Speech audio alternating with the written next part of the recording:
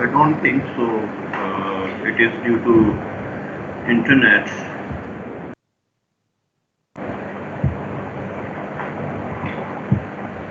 Okay, let's do some experiments.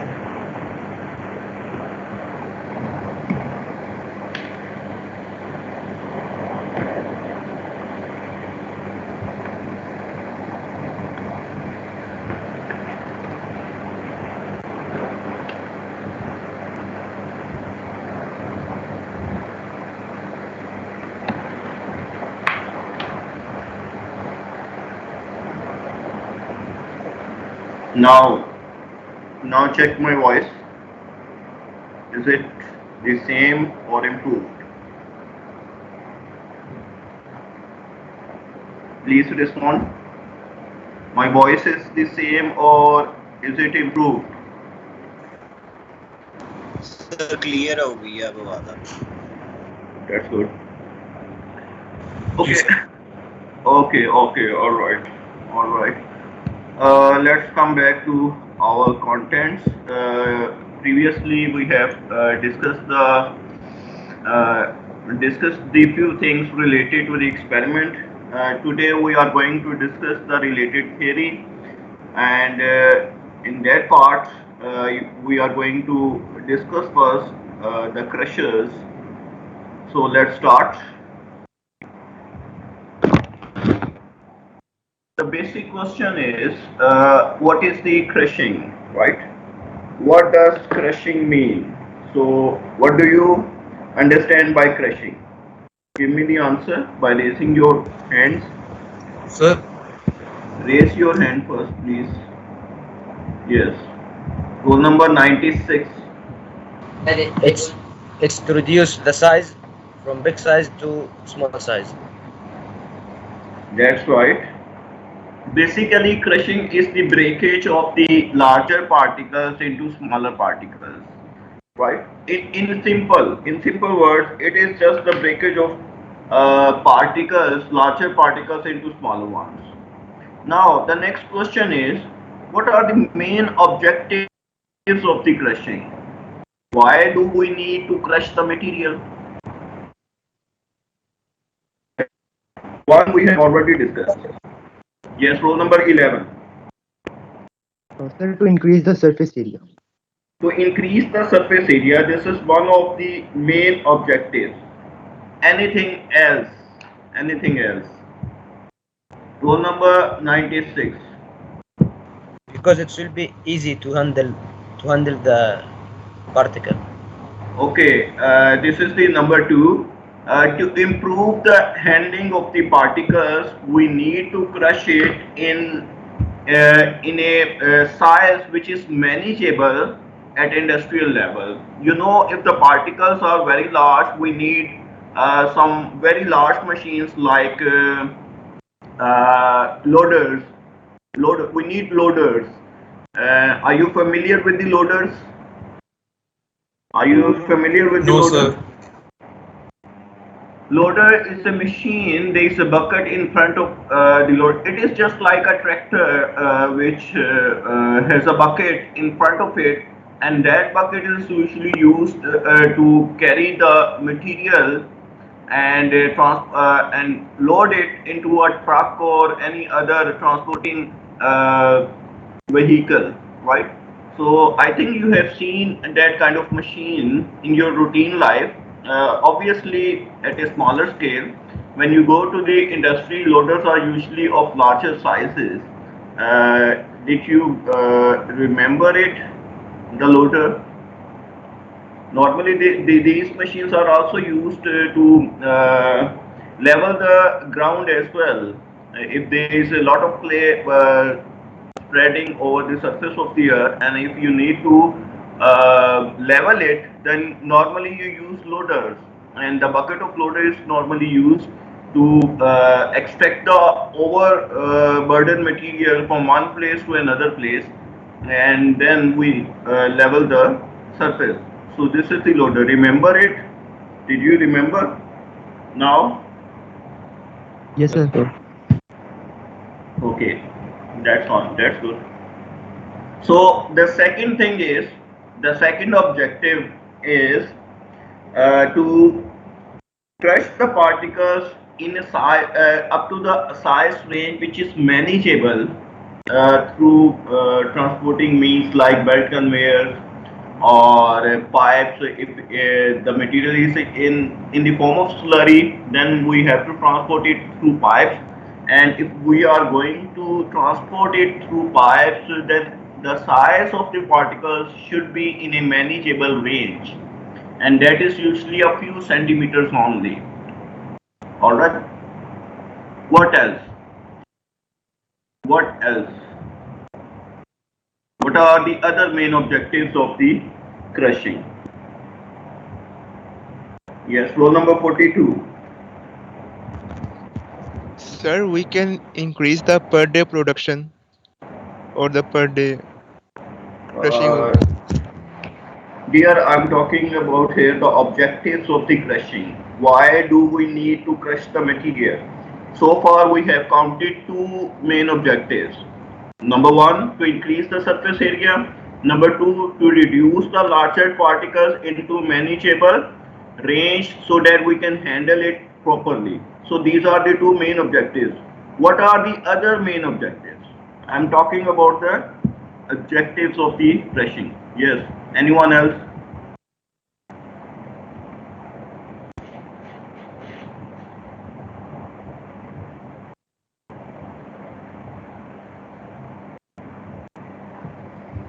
Why do we need to crush the particles? Objectives or purposes?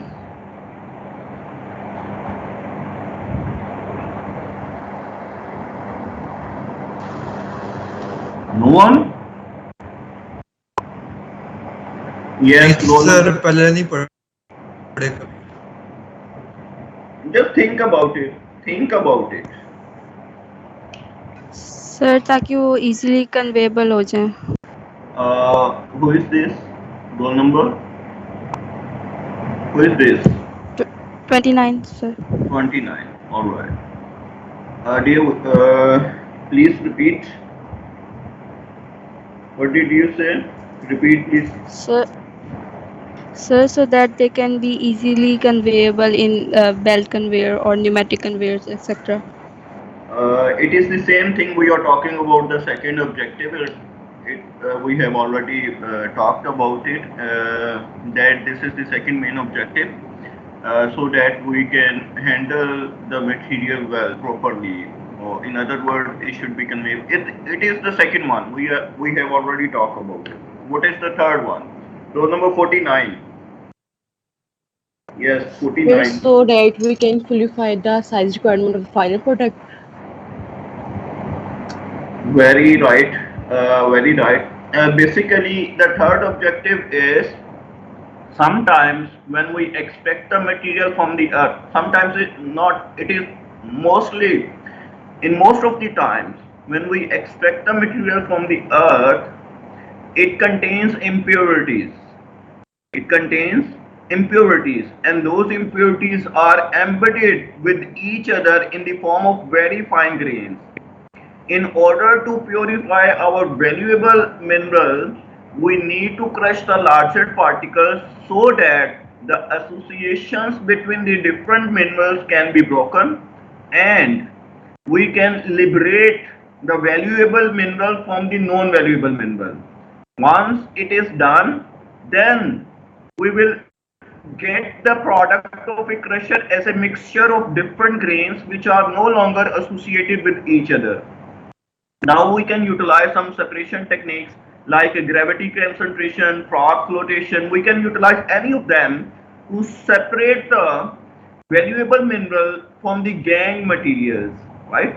So in order to liberate the valuable mineral grains from gangue minerals, we need to reduce the larger particles into very smaller ones. So the third objective of the crushing is to liberate the valuable minerals from non-valuable minerals.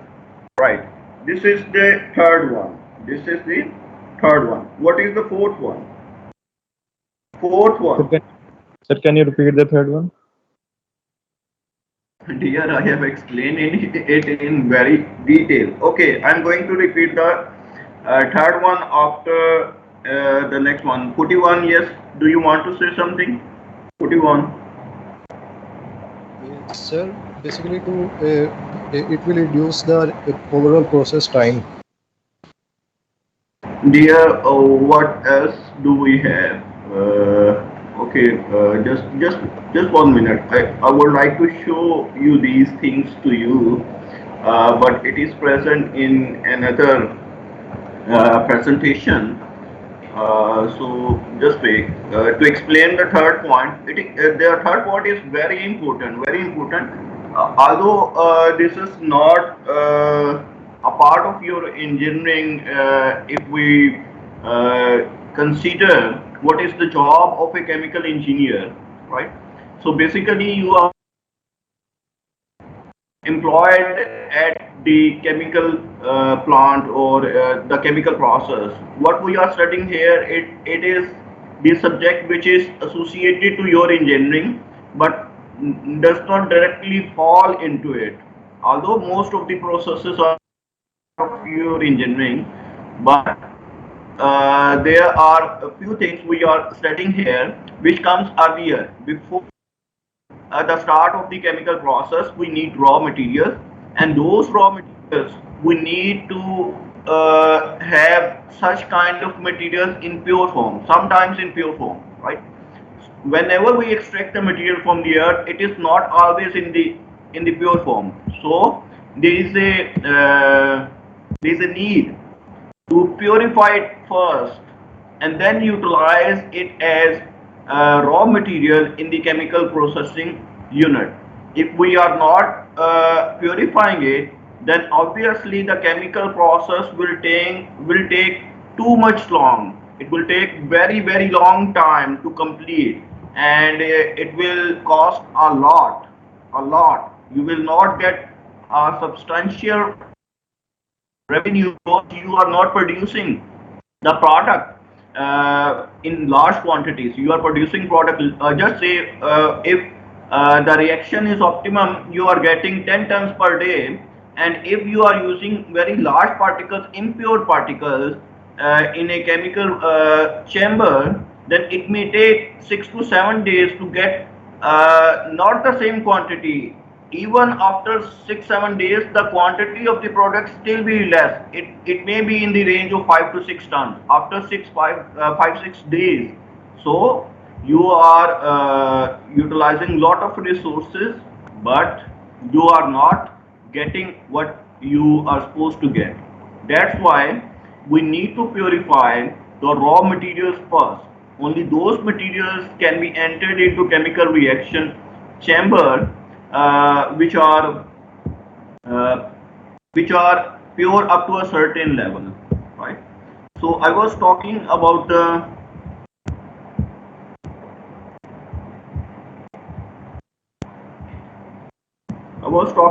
liberation of the material.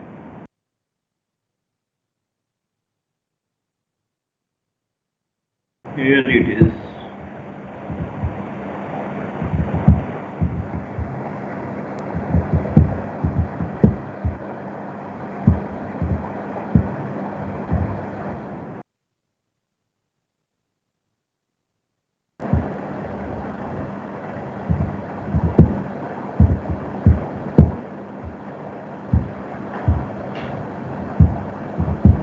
Just a minute. I'm getting it.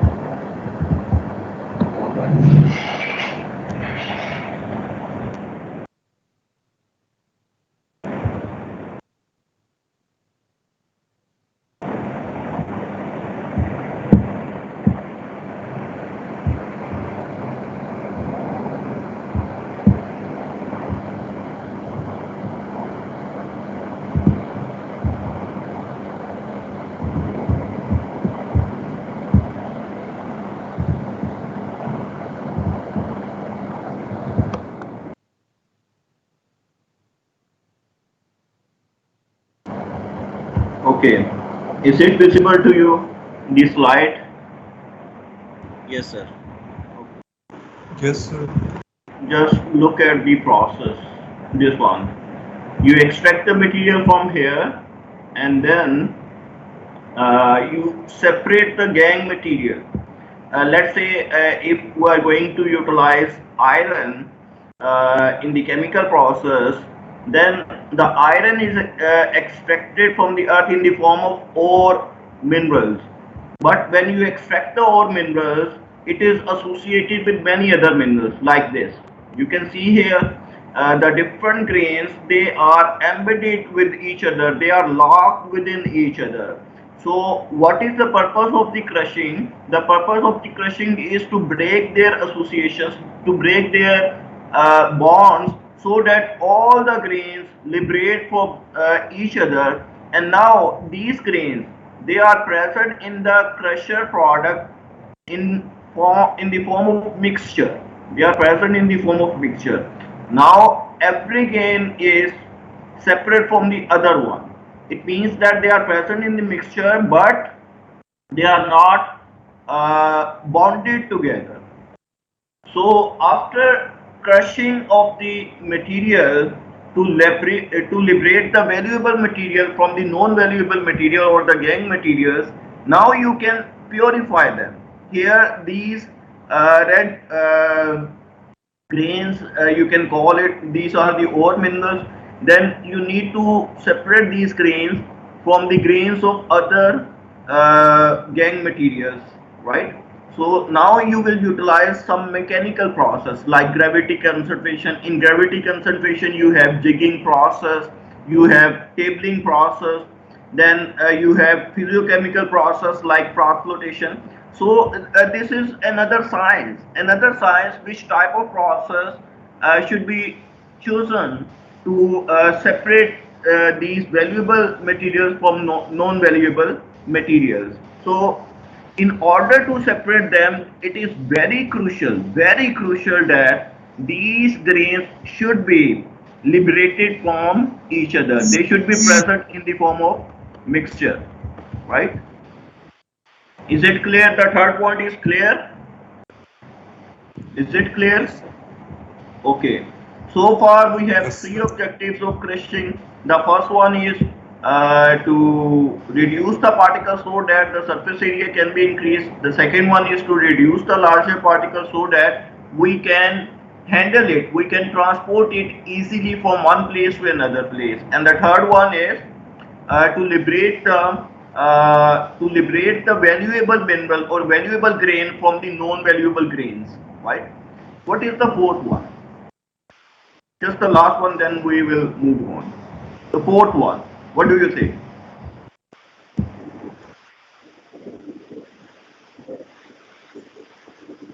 Increase the hold capacity of tank, the container. No, dear. Please raise your hand so that I should be familiar who is talking.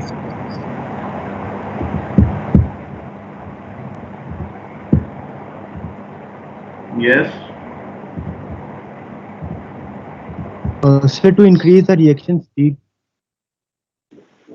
Reaction will be increased once the surface area is increased. So it is the first one. Yes, row number 11. Sir, I was talking right now for number 11. Okay, sorry. Next one. Next one is. Yes, sir. For the ratio of observation. We always observe all the time. So this is 96.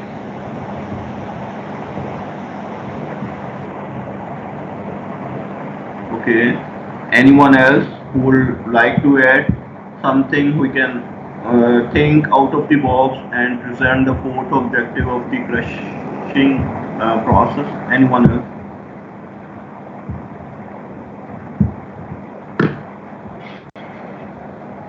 Okay, the fourth one is, I'm going to tell you, the fourth one is, we need, sometimes we need to crush either raw material or the final product to make a product in a specific size range.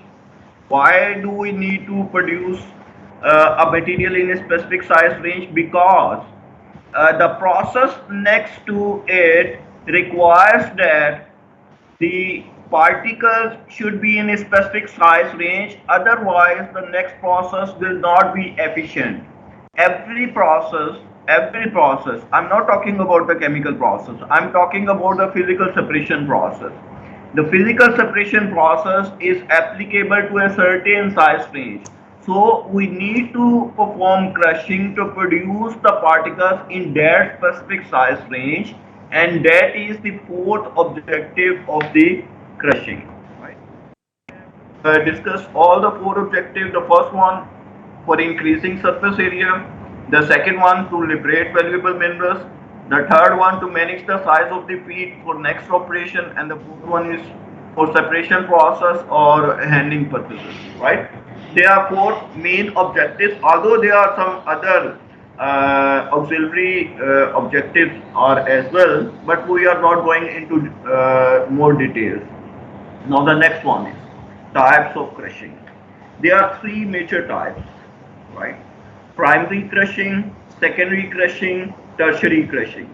What do you think will be the difference between these three? What is your thought?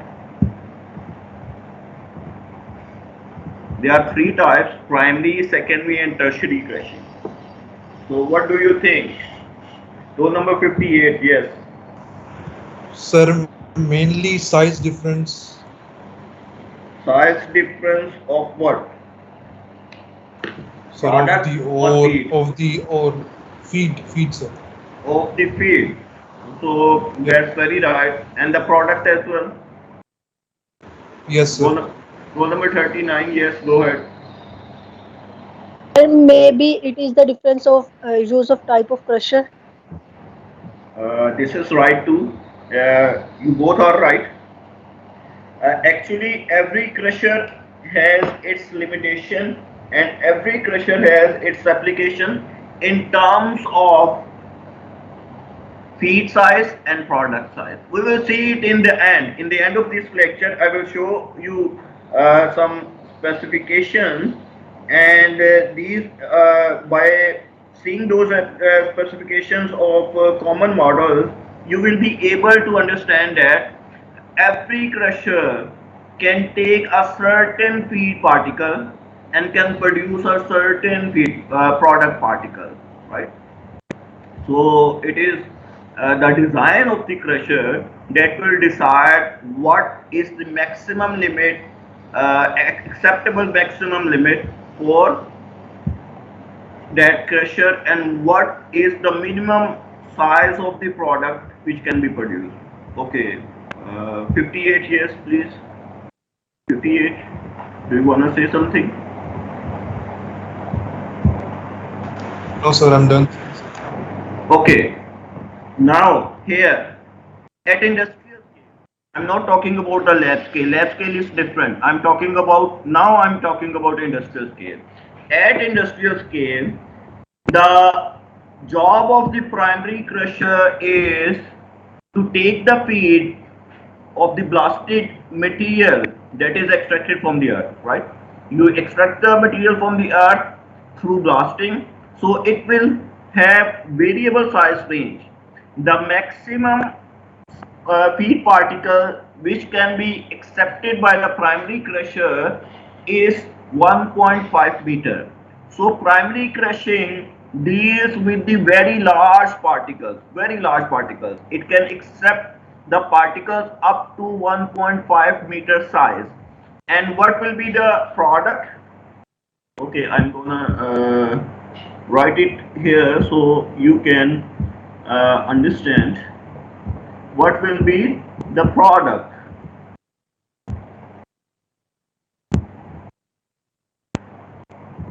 Here.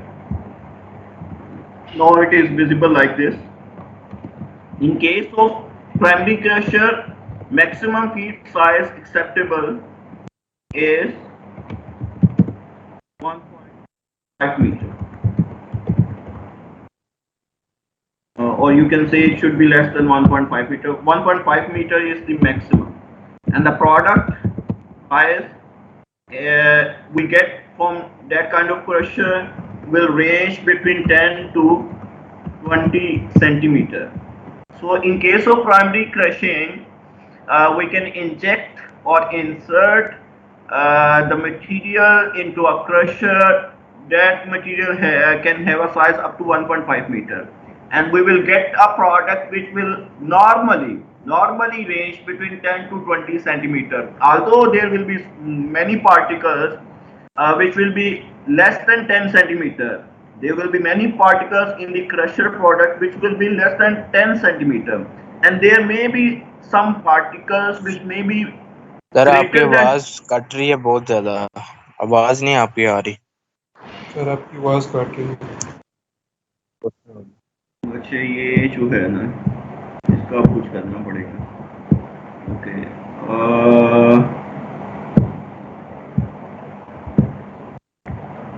okay, let's move on.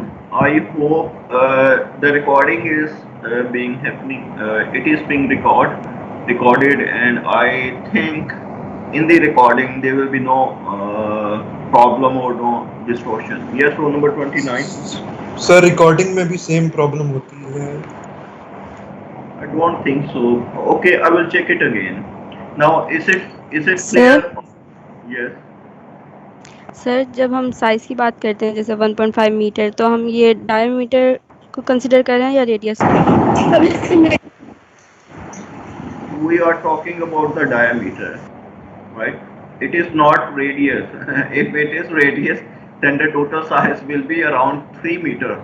So that there is no machine that can handle such kind of size. Such size cannot be handled by any machine, right? So the machines which are available today, these machines can handle up to 1.5 meter diameter of the particle, right?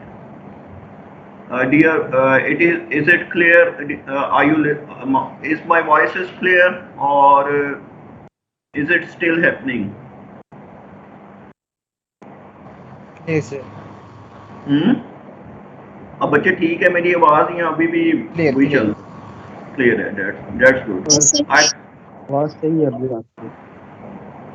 I think it is just the fluctuations in the internet frequency. I think it is because of that. So it will improve automatically, or sometimes it will be distorted during the lecture. So let's move on. Again, this is the maximum and this is the nominal range. The product nominal range is 10 to 20 centimeter. So there are only two crushers. There are only about the world which are serving the primary duties. Only two crushers. Number one, gyratory, and number two is the jaw crusher. These two crushers are serving as primary crushers, and these crushers are heavy duty machines. They are heavy duty machines, consumes a lot of power.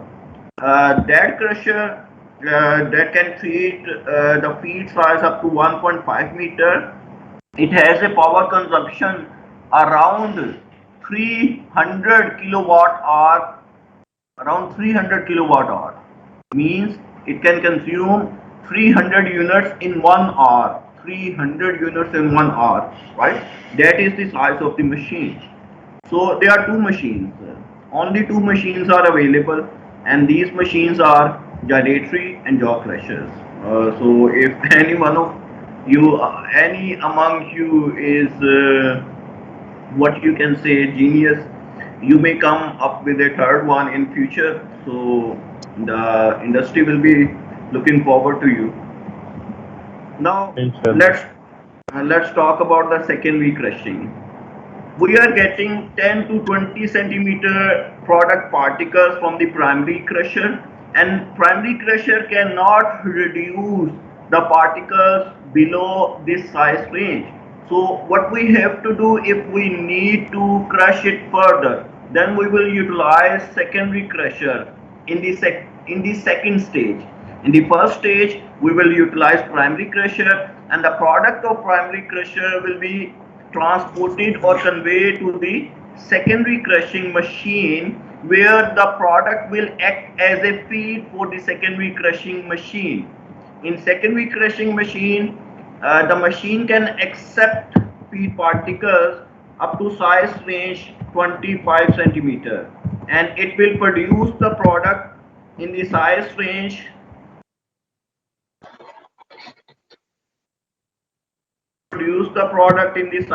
of 2 to 5 centimeter. Research dictates that most likely it will be 3.7 centimeter, right? So this is the nominal product size we will get from the secondary crushing machine. The most common secondary crushing machines are cone crushers and roll crushers. We will perform an experiment on roll crusher. We don't have a facility of cone crusher here in our department. So among primary crushers, we have jaw crushers, and in case of secondary crushing machine, we have roll crusher. In case of tertiary crushing, this is the third stage of crushing. In third stage, we collect the feed of the we collect the product of the secondary crushing machine and put it into the tertiary crushing machines, and then we will get the product in the range of 0.5 to 2 centimeter. Here the feed size is up to 5 centimeter, and the product size we get from these machines range between 0.5 to 2 centimeter, right? Tertiary crushing machines are utilized in rare cases, and these are the same machines which are being utilized as secondary crushing machines. The only difference is the design is modified. The design of the secondary crushing machines is modified to make a tertiary crushing machine. The same machines are used for the tertiary crushing as well, right? Obviously, it will be a compact design. It will be a smaller machine as compared to secondary crushing machine, right? So I hope is it clear to you. Just let's have a look on these machines. The first one. Okay.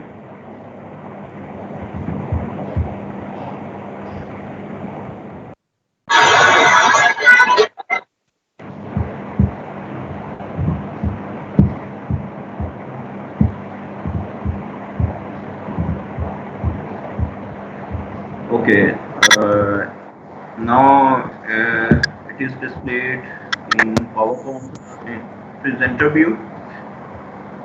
This one is the gyratory crusher. You can see the size and size of the crusher, and this one is the jaw crusher.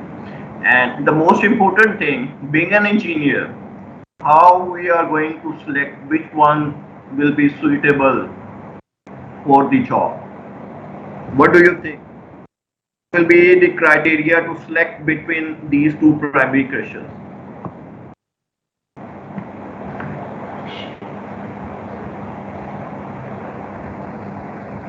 Roll number 42, yes. Sir, maybe it depends upon the type of material, whether it is soft or hard. Let me tell you that both these crushers can crush any kind of material except the few ones. I will discuss the few ones, but it is not the hardness. They can crush the hardest materials as well, except the diamond and few other materials. Both have the same application or same hardness of material, right? So this is not the primary factor. Yes, row number 11. Sir, the gyratory crusher is a closed one, while the jaw crusher is an open one. So I think that will affect in the. Both are open one. Both are open one. This is not the reason. This is not the selection criteria. Both are open. Or you can install them anywhere. Row number 35. Sir जिसकी product range ज़्यादा हो। Product range ज़्यादा हो? I didn't understand. What do you mean? Sir जैसे कि product speed 2 to 5 centimetre है, जैसे 10 to 20 centimetre है, तो जो इससे कम में क्रश करता हो वो। No, dear. This is not. You are talking about the product size. We are getting almost the same product sizes if we are using the similar kind of machines in both cases. Either it is a gyrate free or a jaw crusher. Roll number 29. Sir amount और economics को मद्देनजर रखते हुए। Amount of what? Sir amount या volume आप कह सकते हैं कि कितना टाइम में कितना आप क्रश कर सकते हैं इसमें। You are talking about the volumetric capacity of the machine. Yes sir, वो भी और उसके साथ Okay, this is the one of the factors. This one is the right one. The capacity of the machine is the fundamental factor in deciding whether we are going to utilize jaw crusher or gyrate free crusher. I will discuss it later. Let's move on. Any other criteria? Row number 11, yes. Sir, fuel consumption. Fuel consumption. Here, fuel consumption obviously is a factor. But here, if we are choosing between these two, fuel consumption is not a primary factor. It becomes a secondary factor. Right. Row number. Sir. Yes. Row sir number. ये इसमें से ये भी देखा जाता है कि which is more efficient. Dear इस लेवल पे जो है ना एफिशिएंसी तकरीबन सेम ही होती है. Both have more or less same efficient. They are run at 75% available time. Yes, row number 39. Sir, maybe it is the difference of viscosity of the material. No, dear. Viscosity has nothing to do in crushing machines. Yes, viscosity is related to the fluids. Don't Sir. you think? Yes. Sir ये Row number one by one, please. One by one, please. Row number 49. 59. Sir, maybe it depends on feed rate or product heat. Okay, very right. This is another primary factor, that is the feed size, not product size, feed size. Feed size and capacity, volumetric capacity, or you can say the mass capacity as well. So we got two factors. Yes, roll number 96. Maybe in structure and in installment. Obviously, installment is one of the yes, installment is a factor in installing a machine at underground or surface, right? At some cases, in some cases, installation, the mode of installation is a dictating factor between these two machines. But here, let me explain it to you. The two most important factors in deciding which type of machine should be used are the capacity and the feed size. The jaw crusher can accept larger feed sizes, but its capacity is low. Its capacity is low as compared to gyrate-free machine. Jaw crusher is a 180-degree machine. 180-degree machine means it can work only half of its cycle. It can work during the half cycle of the machine, and during the other half it is relaxing, it is not working, so its capacity is low. Whereas in case of gyrate-free crusher, it is working throughout the whole cycle, right? It is a 360-degree machine, so its capacity is more. But the problem is that in case of gyrate-free crusher, if we want to manage larger feed sizes, then we need to build a relatively larger machine, and that larger machine will consume more power. So here When the feed particle sizes are high and the required capacity is low, then we will choose jaw crusher. And when the required capacity is more and feed particle size in acceptable ranges, then the gyratory crusher is the obvious choice. Let me give you some values here. Some values. What are the values between these two? Yes, roll number 6. Do you wanna say something? Sir ये Roll number points 6. Repeat कीजिएगा. Okay. Two most important factors for the selection among the between these two are the capacity. Number one is the capacity. Number two is the feed size, acceptable feed size. Jaw crusher can accept larger feed particles up to a range up to 1.5 meters.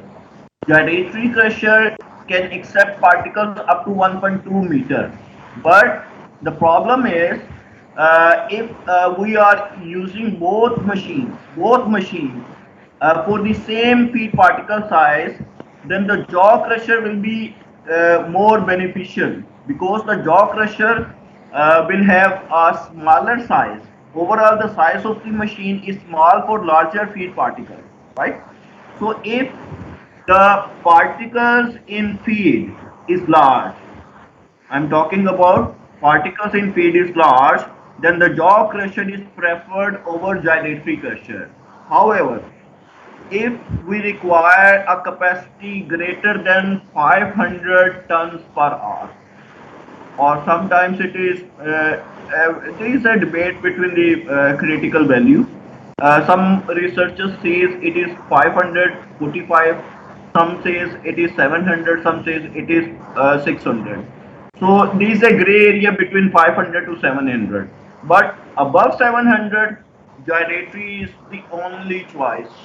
We cannot use jaw crusher because above 700 per ton,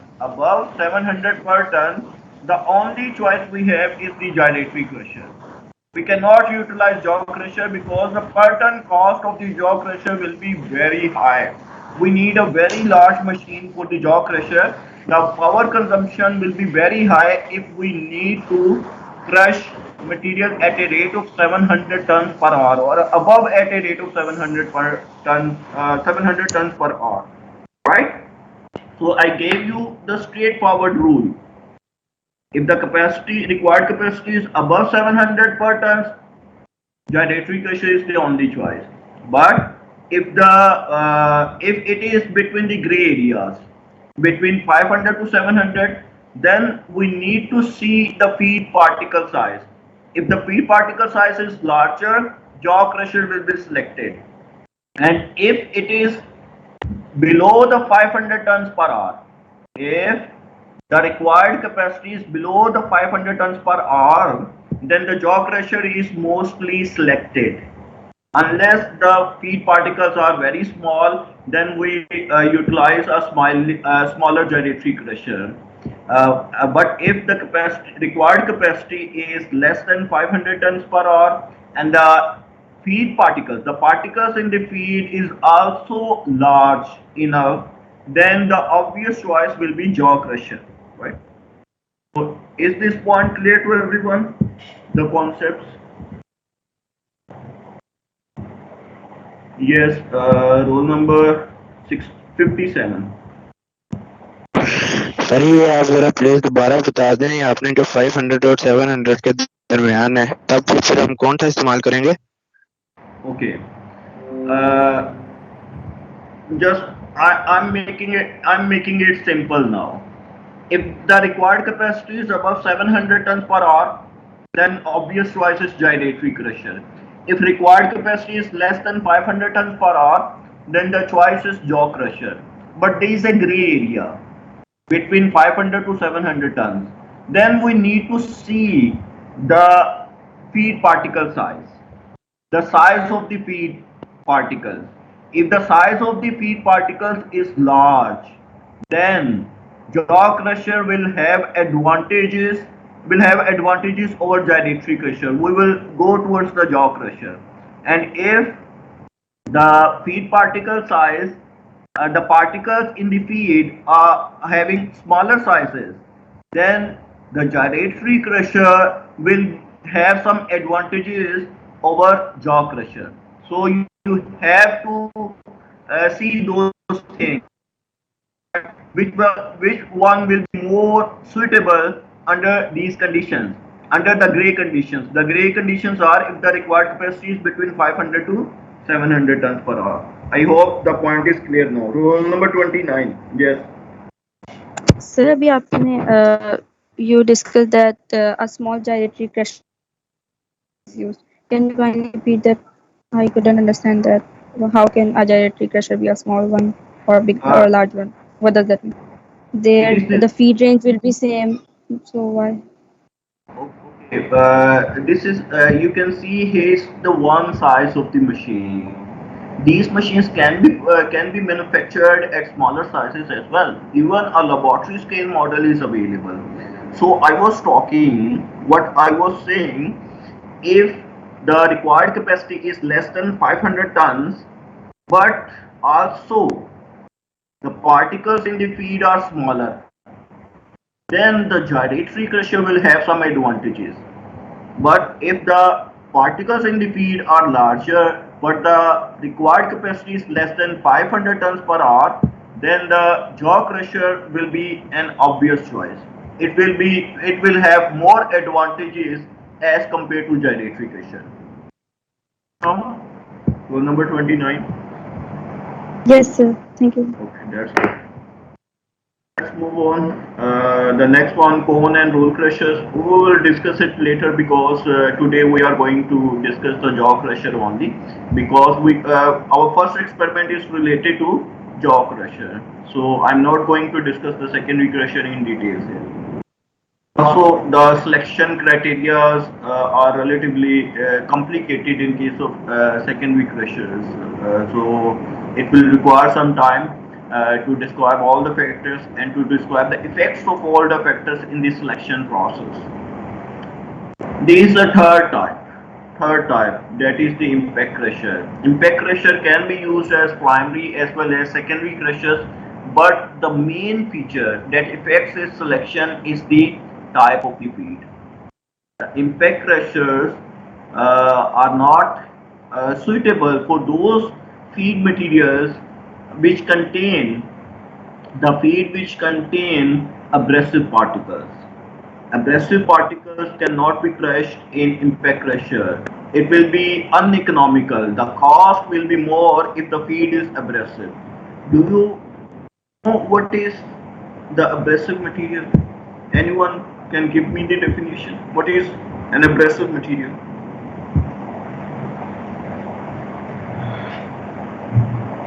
Anyone?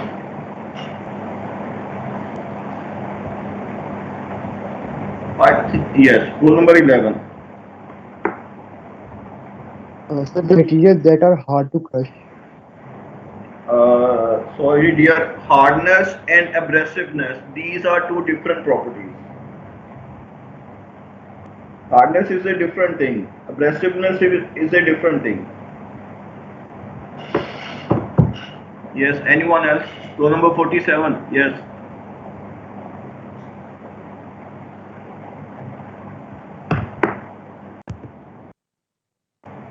Anyone who know what is the abrasiveness?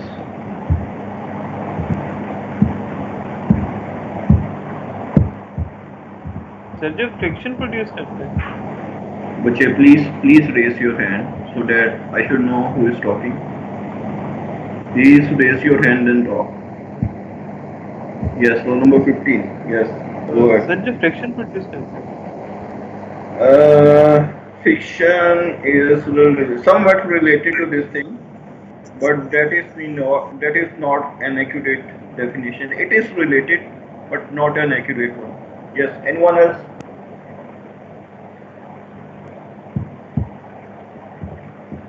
Okay, let's move on. Have you ever put some sand on your hand and then rub it? Have you ever done that? Yes, sir. during your childhood, maybe most of you have done this, and maybe many have not done it. So, what is the feeling? What is the feeling when you put the sand at your palm of the hand and then rub it with the other hand? What do you feel?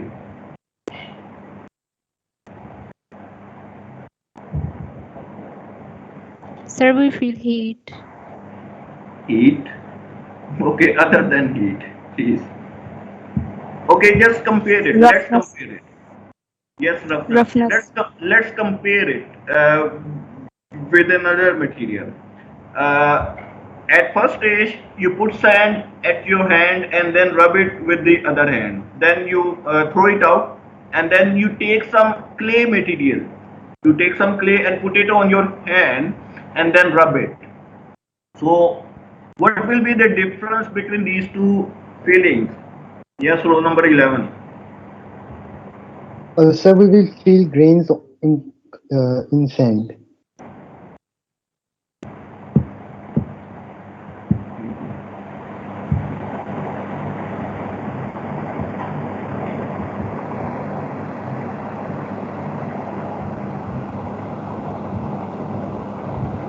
Okay.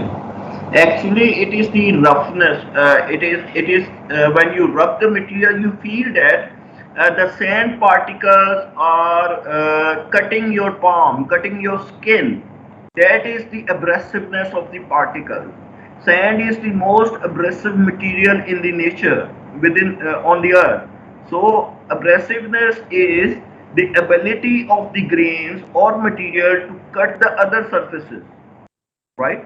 So this is the abrasiveness, right? Here, okay.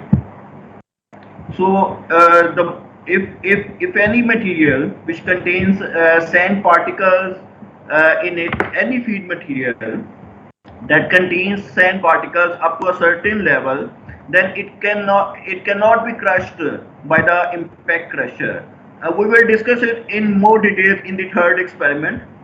Let's discuss the general crushing circuit. I have already talked about it, that the first we crush the material in the primary crusher, and its product is taken to the secondary crusher, and then it's taken to the tertiary crushers, and in the end we get the materials in the size range of 0.5 to 2 centimeters, right?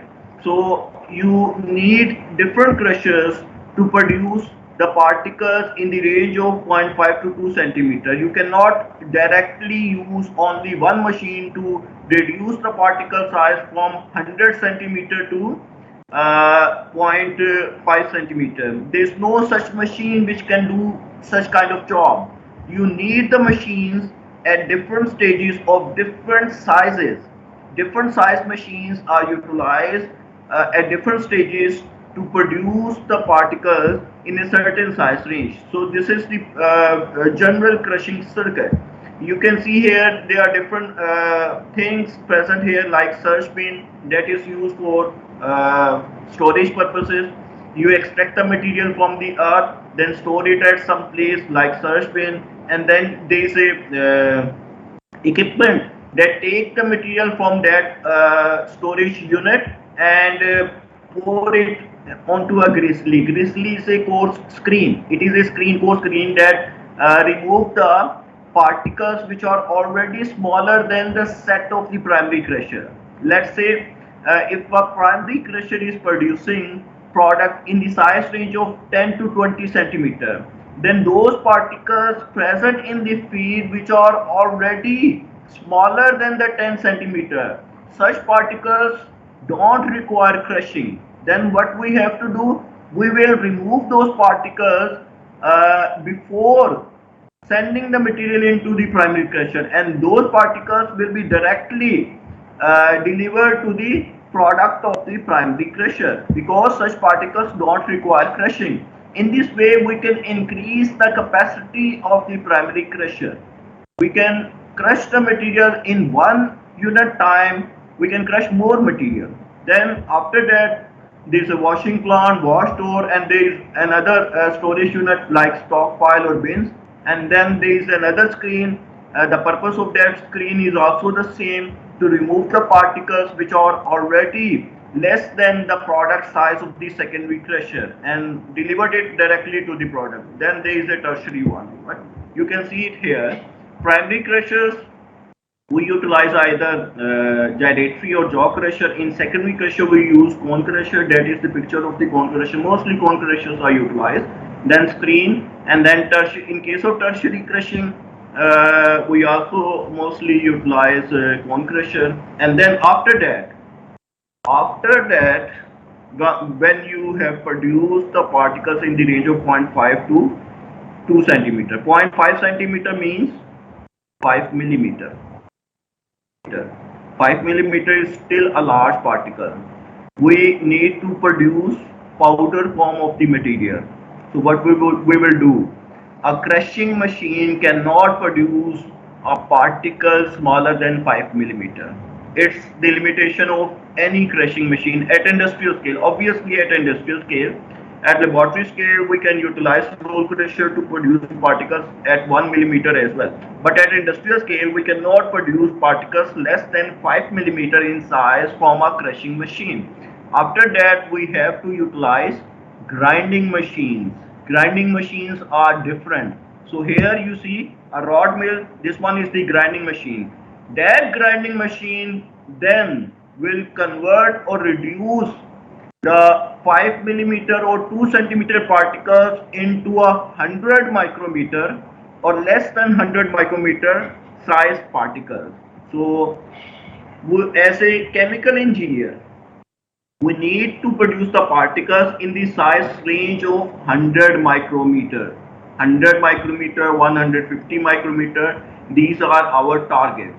And for this purpose, we need to utilize all these machines, and then obviously number of grinding machines as well. We will discuss the grinding machines later. Here our main target is to discuss first the crushing machine, right? So before moving towards the discussions related to the machine of our first experiment, I would like to explain the difference between open circuit and closed circuit. Okay, you can tell me. Can you tell me what is the difference between open circuit and closed circuit? The pictures or the circuits are displayed here. Can anyone tell me?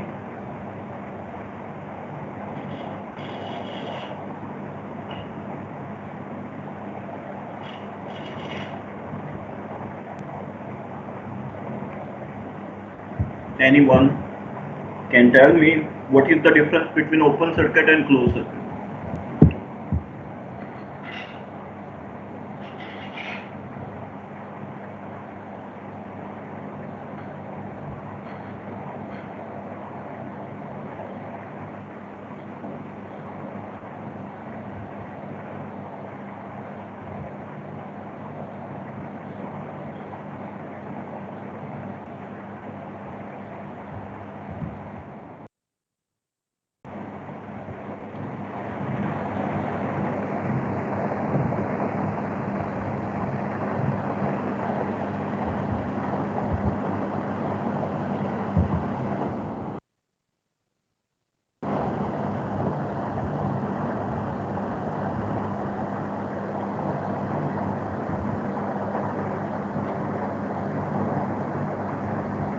Okay, dear. Yes, row number 9. Row number 9, please go ahead. Sir in open circuit crusher sir हम उस जो हमारे पास जो पार्टिकुलेटर्स होते हैं उसे एक दफ़ा सेकेंडरी क्रशर से गुजारने के बाद में प्रोडक्ट मिल जाता है, जबकि क्लोज सर्किट में से हम उसे बार बार गुजारते हैं जब तक हमें प्रोडक्ट ना मिल जाए सेकेंडरी क्रशर से. You are describing the process right, but the reason you are giving is not the right one. Okay, next, row number 39. Sir, I want to ask a question from last slide. Yes, please go ahead. Sir जो last slide पे circuit बना हुआ है, क्या आप उसे एक बार फिर एक्सप्लेन कर देंगे? मुझे वो समझ नहीं आया। One. On the left side. Yes. On the left.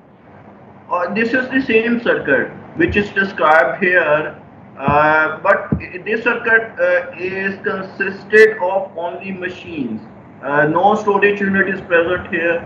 There is no washing plant or wash door, just the machines.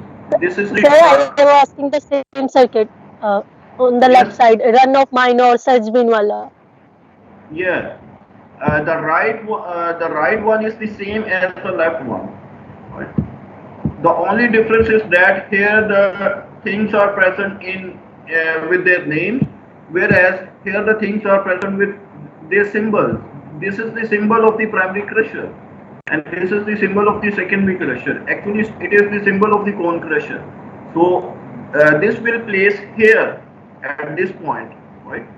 These things, stockpile, wash door, these are not present here. So you can say that the right one is a simplified one and the left one is a detailed one, right? Sir, I am asking about surge bin and grizzly. Okay, surge bin.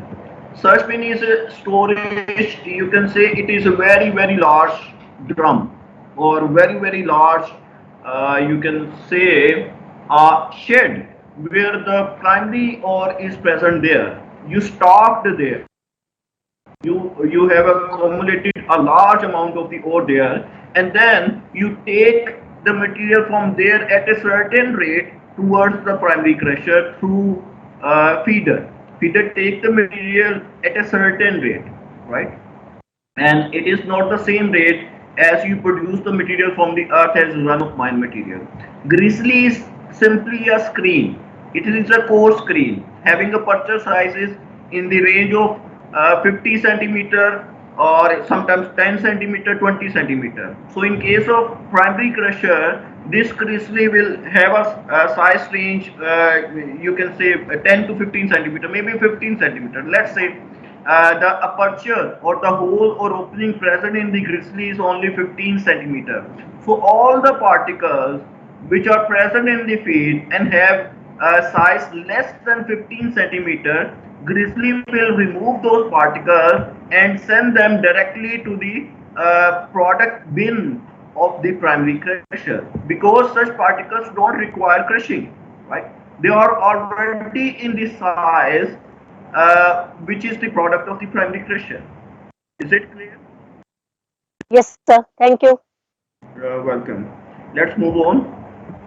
I was talking about the differences between the circuits. So anyone else who would like to describe it?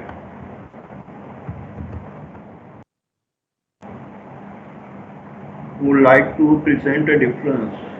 Yes, row number 100. Yes, go ahead. Sir, in open circuit, can you hear me? Yes, I'm hearing you. Please continue.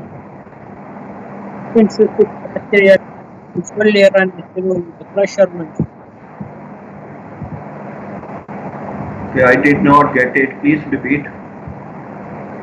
In the open circuit, the material is only run through the crusher lines, and in the closed circuit, the material continually run through the crusher until it passes the voltage. Okay, this is right, but this is just a description. I want to know what is the basic difference. Why do we need to use a closed circuit? And in what situations the open circuit will be more useful? I want to know such things.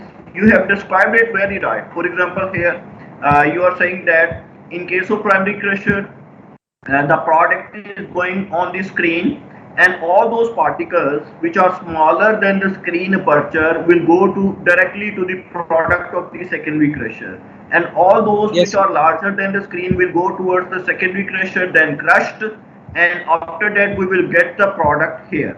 But in case of closed circuit, the primary crusher will send the product onto the screen, and then the oversized particles, the particles which are larger than the aperture of the screen, will be sent towards the secondary crusher. And here, this is the difference. The secondary crusher product will be sent again on towards the machine. So this screen is receiving not only the product of the primary crusher, but also the product of the secondary crusher. So this is the description. But why we do that? Why do we need to change the path of the product of the secondary crusher? Yes, row number 100. You want to say again? Row number 100. Okay, remove your hand. Row number 29. Yes. Sir, when we need to have specifically or specific sizes, then we can use closed circuit. Very right, very right. This is the reason. Sometimes we need to control the product. When we get the product from the secondary crusher, let's assume the screen size is 5 centimeter, and this is also the 5 centimeter screen. And here, when the secondary crusher crush the feed particles, it may contain some particles which are larger than 5 centimeter. So here the variability of the product sizes will be more, right? But in that case, we want to control the size of the product. That's why we need to put the product of the secondary crusher again onto the screen, so that only those particles which are smaller than 5 centimeter should be sent towards the product bin, product stockpile, right? And all the larger particles which are still large, although they are crushed from the secondary crusher, but some of the particles are still larger than 5 centimeter or the screen aperture size, they will be sent again and again and again unless the particles becomes smaller than the 5 centimeter cut size, and then it will be sent towards the product bin. So in this way, we use closed circuit to control the size of the product. Here the product, in case of open circuit, the product size is open.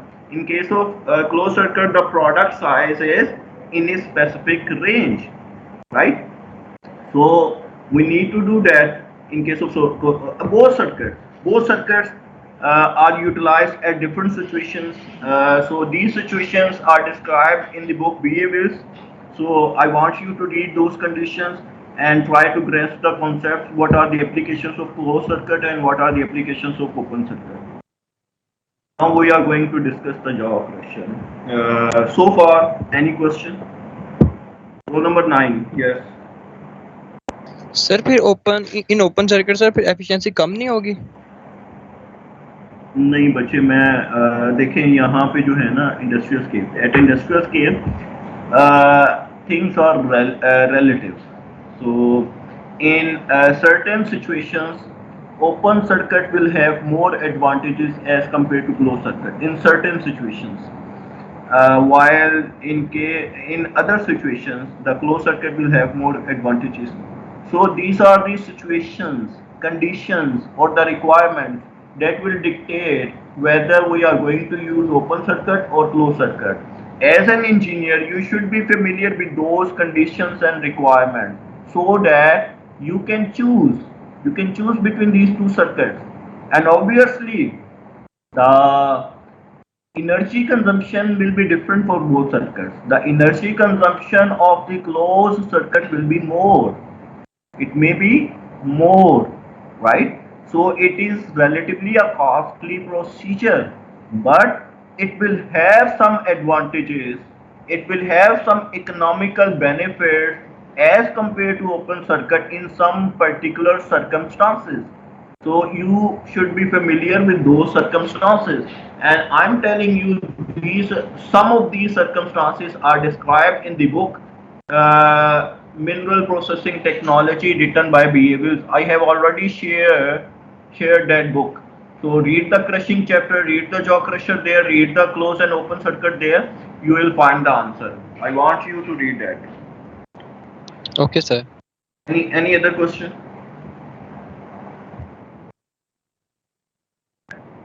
move on. Primary crushers. I have already told you there are two crushers, gyratory and jaw crusher, but unfortunately we do not have a laboratory scale gyratory crusher. We only have a jaw crusher, so we are going to perform experiment on jaw. Discuss the jaw crusher. You can see here the picture. Jaw crusher is consisted of the primary features of the jaw crusher is the two jaws. It has a design like we have jaws in our mouth. We have jaws in our mouth, and the purpose of the jaws is to break the food particles into smaller ones. That the similar principle is utilized in this machine. You can see here there are two plates. These plates are also called jaws. So this one is a movable plate, whereas this one is a fixed plate. This plate is fixed with the main frame. This is also fixed with the frame, but it is movable. We will provide some to and fro motion through this arrangement and through motor as well.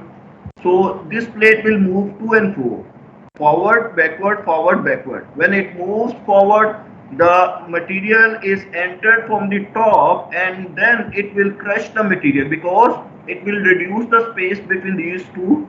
The movement will reduce the space between these two, and the moving plate will exert force on the entering particles and break the particles into smaller ones. One more thing, here you can see the space or the distance between these two plates at the top is small. As it is going down, then the space is continuously reducing. It means that it will be a successive breakage of the particle. Here, if the particle is the larger one, first it will get a blow here, will be broken into smaller ones, and then comes here, and it will trap here again and will experience another blow of the force and will be broken into further smaller particles unless the size of the particles becomes smaller than the opening present at the bottom of the machine, bottom of these surfaces, right? So this is the discharge opening, and this one is the feed opening. Feed opening is always larger, discharge opening is always smaller, and these plate have a certain angle between them. You cannot change this angle beyond that certain range, right? So in this way we can crush the material, and here the forces which are being exerted on the particles are the compressive forces. Compressive forces are exerted on the particle, and during compression, when the compressive force becomes greater than the strength of the particle, then the particle will be broken into smaller fragments, right? And the simple mechanism or working principle. Is it clear to everyone? Yes, sir. Okay. So this is yes, roll number 15. Sir आपने बताया था इसका 180 degree का वो function होता है और 180 जो रेस्ट वाला होता है उसको रिलैक्स करता है, वो कैसे करता है? When okay, just see it again. I told you that here one plate is moving and one is fixed. This one is moving. If this plate is moving towards the fixed plate, it is exerting force on the particle, and when this plate is moving backward, it is not exerting any force on the particle. So during forward cycle, the crushing is happening, while during backward cycle there is no crushing. The machine is resting. That's why it is 180 degree machine. Clear? Yes, sir. That's good. Okay. One way crushing होती है sir. हाँ जी, one way crushing होती है। आप यूं कह लें कि 360 डिग्री अगर कंप्लीट साइकिल है तो 180 डिग्री साइकिल में क्रशिंग होती है और बाकी 180 डिग्री में क्या होता है, रिलैक्सिंग होती है। ठीक है, okay, let's move towards the type of the jaw crusher. There are three main types. The first one is the Blake type, Second one is the Dodge type, and the third one is the universal type, right? This one is the Blake type. In Blake type, the upper end of the moving plate is fixed. You can see it is pivoted, it is fixed, it is not movable. Whereas the lower end, it is open, it is not you can say the rigidly attached with the mainframe, so it can move to and fro like this. So in case of Blake type, the upper end is fixed and the lower end is movable, right? So in case of Dodge type, the upper end is movable and the lower end is pivoted, it is fixed there. You can say that the maximum movement in the Blake type will be present at the bottom, because this is the point which will move maximum distance, whereas the maximum movement in case of Dodge type will be present at the top of the moving plate, right?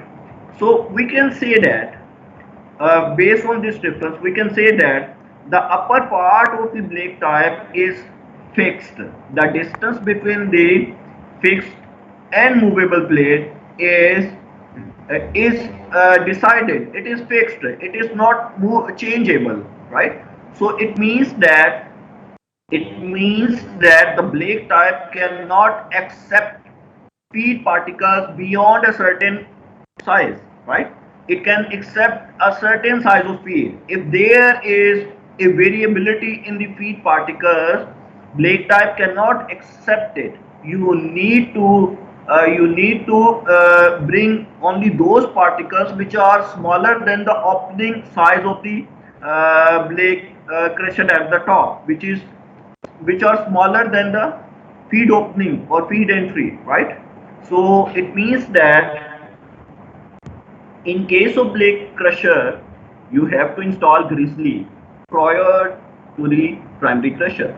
You need to control the size of the particles which is entering into the Blake crusher. You cannot insert the larger particles into the Blake crusher, right? On the other hand, you are getting a product from the bottom of the machine. So here at the bottom of the Blake type crusher, the opening is variable. This will move backward and forward. The maximum movement is present here. So what will happen? The product we are getting from here is variable. It will contain very variable sizes, right? On the other hand, the Dodge type will provide us a uniform product, because here both ends are fixed. The end of the movable plate, the end of the fixed plate, both are fixed at the bottom, right? So there is no variability, there is no variations, no change. So we will get uniform size product, and also we can enter a feed of variable size, because there is a flexibility at the top.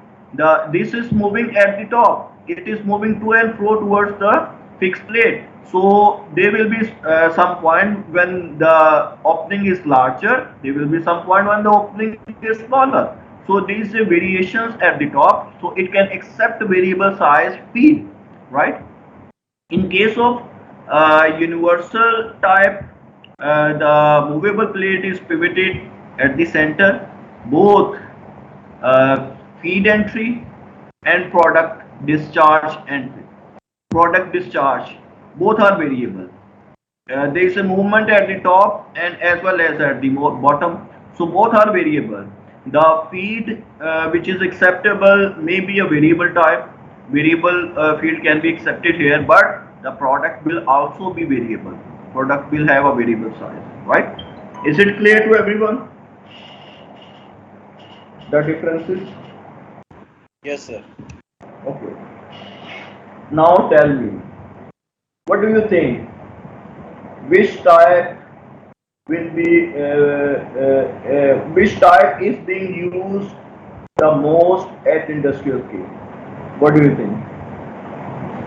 Dodge type. Dodge type. Anyone else? And why? You need to give the reason as well. Row number 9.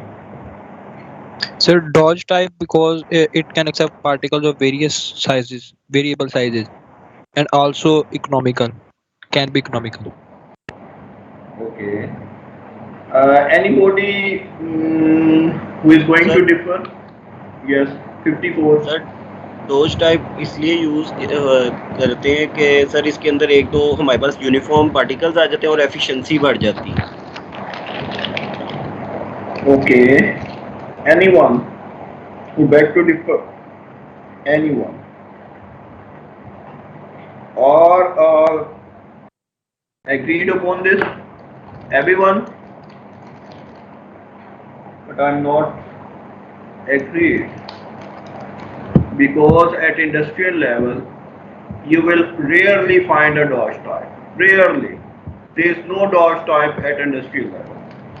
Only type which is being used at industrial level is the Blake type. Surprised? Can you tell me why? Anybody? I'm telling you, only type which is being used at industrial scale is the Blake type. There is no Dodge type. You will not find even a single unit. Can anybody tell me the reason? 39. Yes. Sir, due to various sizes of products obtained. But the thing is, getting a uniform product is beneficial. Getting a uniform product is beneficial. We want to have a uniform product. But Blake type is giving us a variable product. Still, we are using Blake type at industrial level. Why?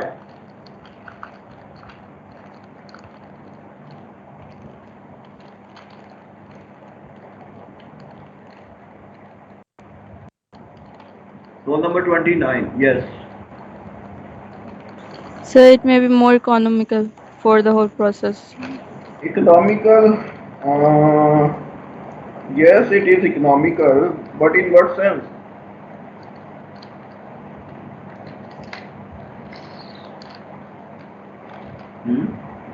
Row number 15, yes. Sir feet size होता है 1.5 metre या उससे कम है, तो हमें उसकी opening को move करने की जरूरत नहीं.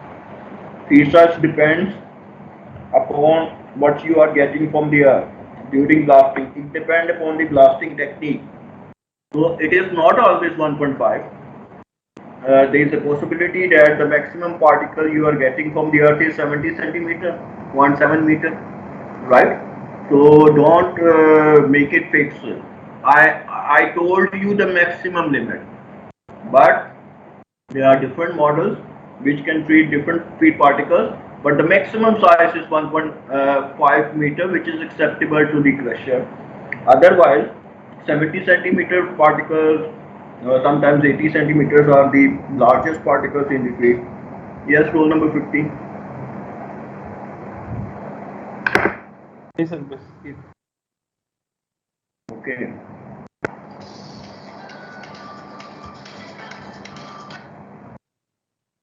Anyone else?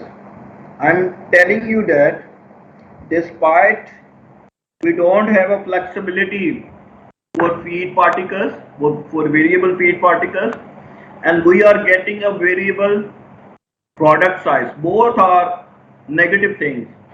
We want uniform product size.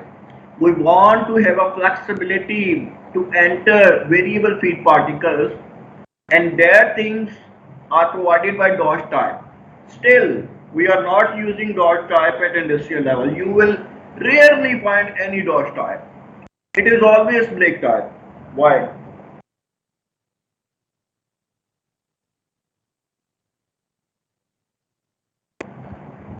Any genius? No? Okay.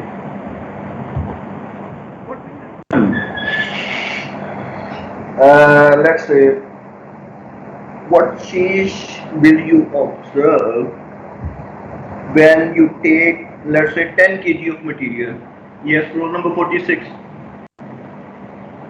46. Sir black type में हमारे पास वेरिएबल प्रोडक्ट होगा तो हम स्क्रीनिंग से डिजायर्ड प्रोडक्ट भी ले सकते हैं, मतलब साइज उसका हम अपने मुताबिक भी कर सकते हैं। और पहले अगर हम ग्रिजली इंस्टॉल कर दें तो उससे भी हमारे पास स्पीड साइज भी हमारा डिजायर्ड हो जाएगा। तो ये एक तरह से डॉज और यूनिवर्सल दोनों का काम कर सकता है, इसलिए शायद। Dear, you are taking it wrong. Actually, if we have to install a Grizzly as well as a screen after the primary jaw crusher, it will add an operating cost as well as capital cost. So it will not be beneficial, rather it will be harmful. It will increase the cost. So we can do the same to every crusher. We can install the screens, but installing screens will add a cost component, right? Or not only capital cost, we have to purchase those screens as well. But on the other hand, if we are getting the uniform product, then there is no need to install a screen. It means that a DOS type should be suitable then. But I'm telling you that still we are not using the DOS type at industrial scale. Although in laboratory we have DOS type, we use DOS type, but at industrial scale you will rarely find a DOS type. Yes, 35. 35. Go ahead. Sir I think कि product feed chalk नहीं होगी क्योंकि वो movable होता है, तो इस तरह वो जो पूरा जो ड्रम है वो चॉक नहीं होगा। 35. Did you think about it or have you read about it?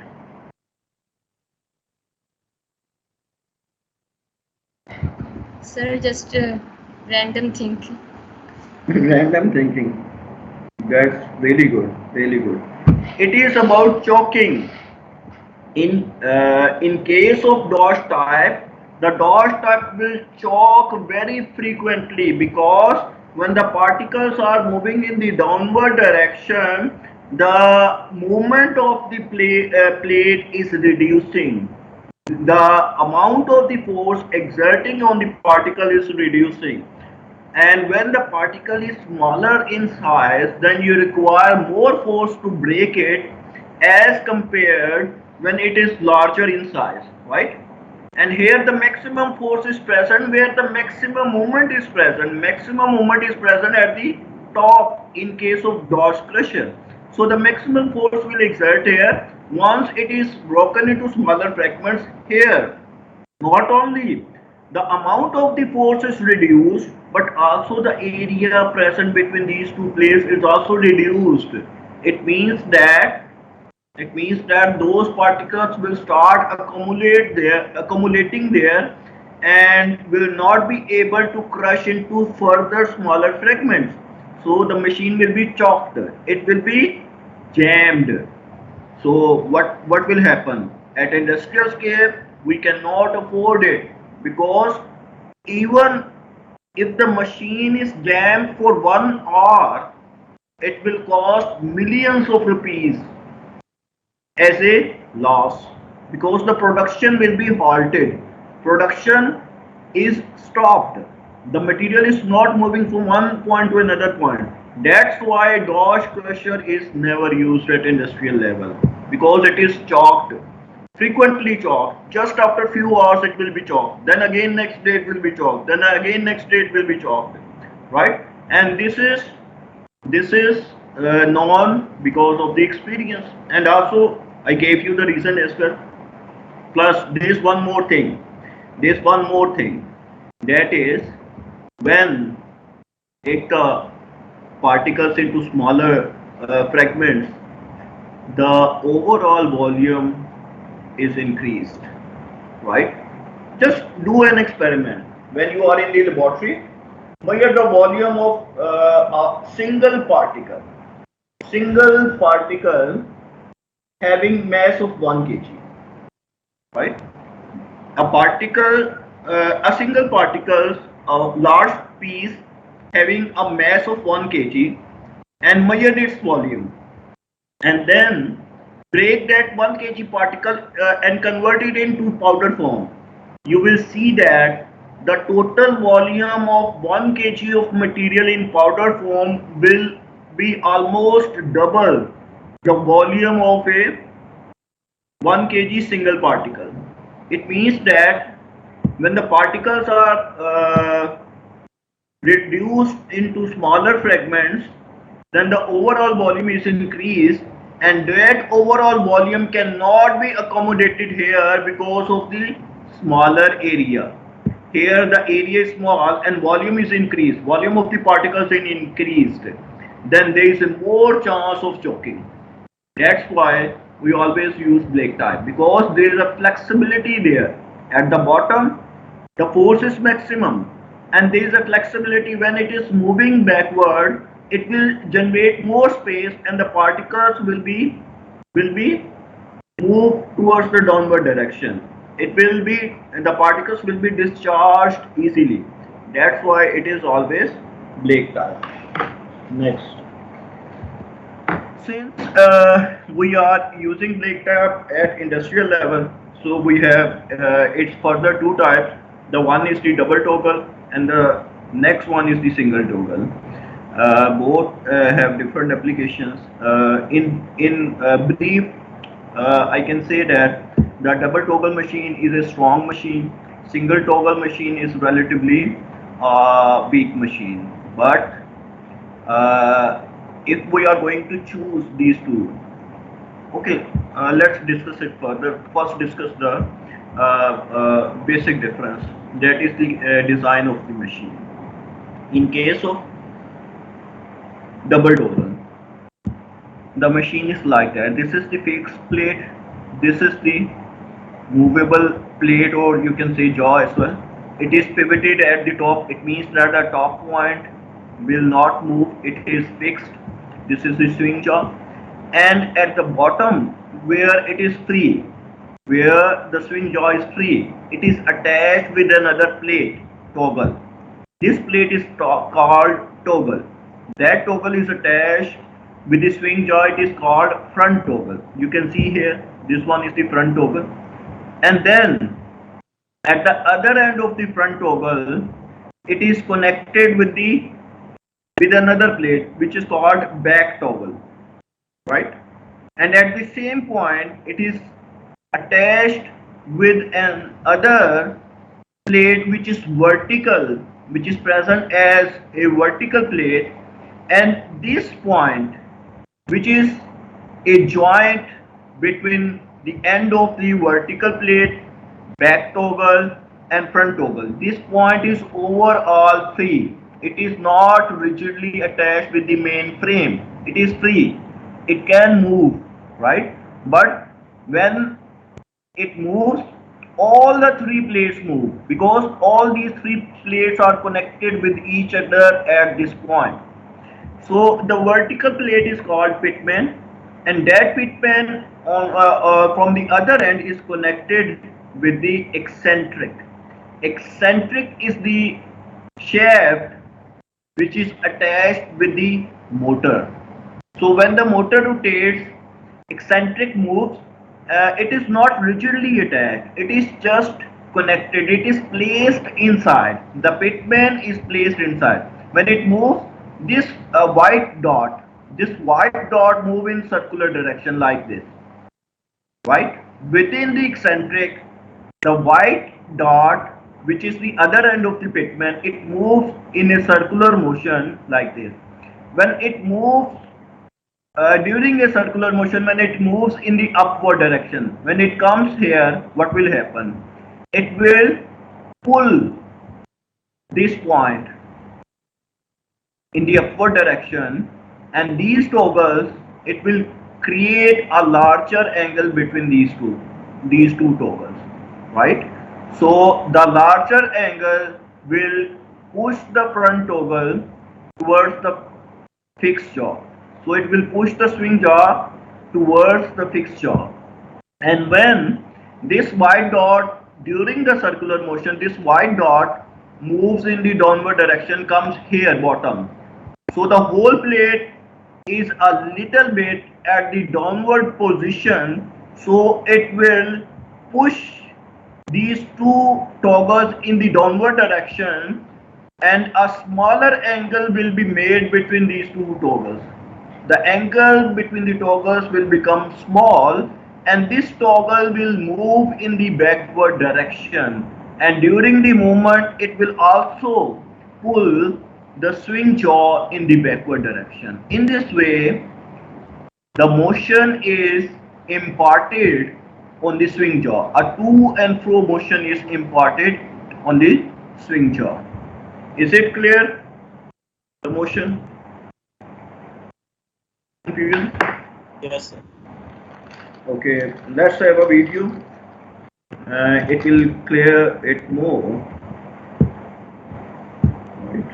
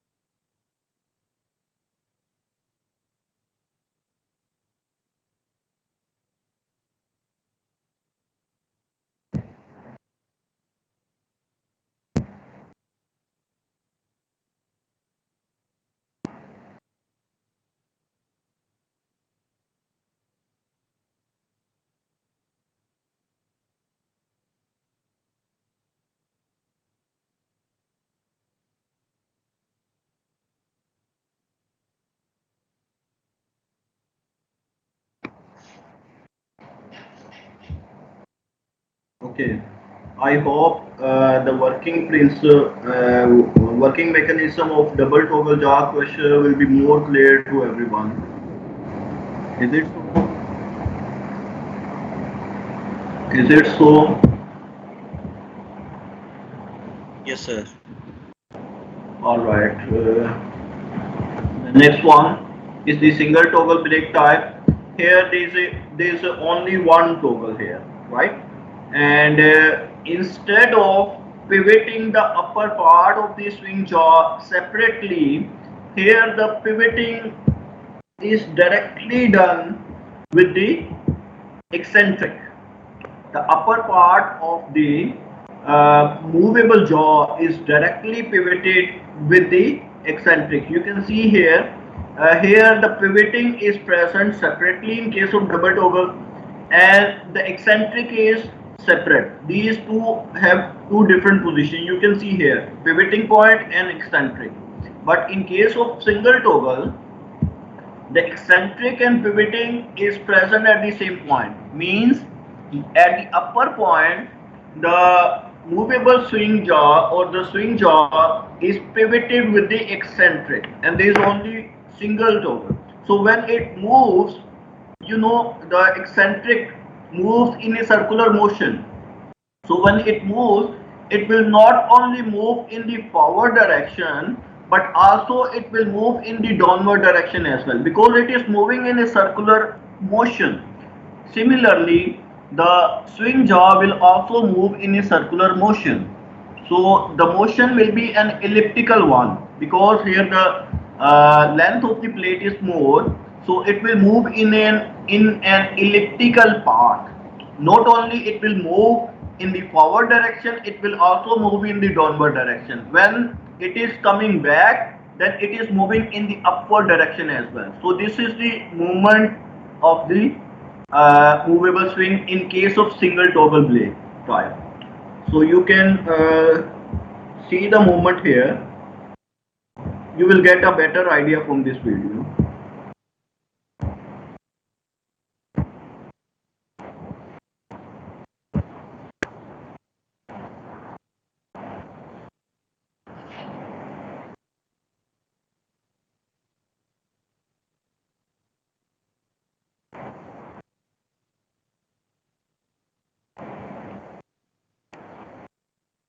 You can see. Okay, you can see here. Just check the movement of this swing jaw along the eccentric. This one is the toggle. This is the moving jaw, and check its movement. How it is moving. Check again.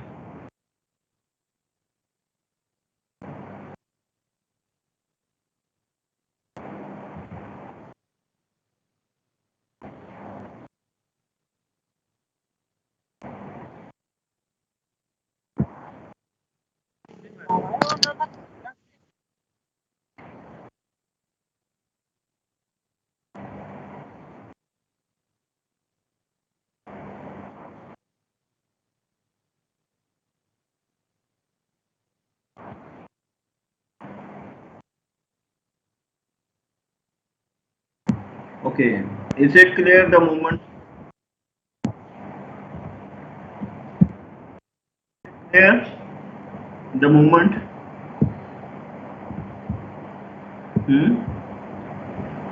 Is it clear to everyone? जी sir. Okay, I think the time is up. So we will continue from here. Let's mark your attendance in the chat box, and then we will end this meeting. Please mark your attendance in the chat box. Everyone, please. Roll number 11 here. Do you have a question? 11. Yes, sir. Yes, sir. Sir, I have a question about the blade crusher. So you said we mostly use blade crusher in industries because it does not flow. Sir, if it is the only problem, why can't we use universal crusher? Because we can also have different feet sizes in the universal crusher. Actually, it is also the adaptability as well. Universal crusher was designed much later than the Blake type and Dodge type. Firstly, the Blake type was designed in 1858. So since then it is being used in the industry. And then the Dodge type was designed. And after finding the problems in 1900, the universal type was designed. So the advantages being offered by the Blake type and the industry using the Blake type for a very long time, industry didn't accept the universal type, right? And also there is one problem with universal type as well. A few experiments were performed on universal type, and they found one problem, that is its mechanical strength. When it is pivoted at the center, it makes the swing jaw weak because it is exerting maximum force not only from top but also from the bottom. So that makes the swing jaw a relatively weak plate. So there was a breakage of the swing jaw again and again, and that's why industry didn't accept universal type because of the less mechanical strength of the universal type. Is it clear, dear? So number 11. Yes, sir. Yes, sir. Thank you very much, sir. You are welcome. Okay, anyone who is unable to mark his attendance in the chat box? Anyone? He or she can tell me and then I will mark on behalf of them.